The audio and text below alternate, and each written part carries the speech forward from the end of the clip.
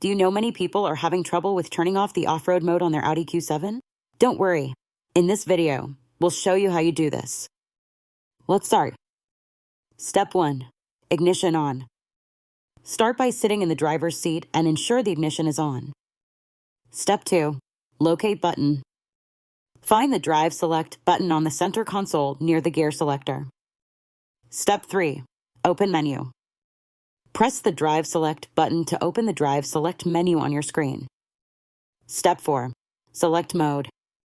Navigate through the modes with the arrow keys or system controls. Step 5. Choose mode. Choose a mode like Comfort or Automatic to disable off-road mode. By following these steps, you should now be able to turn off the off-road mode in your Audi Q7. Still need help?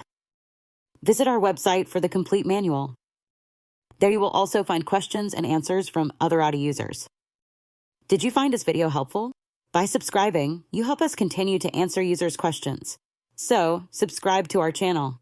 Thanks for watching and see you in the next video.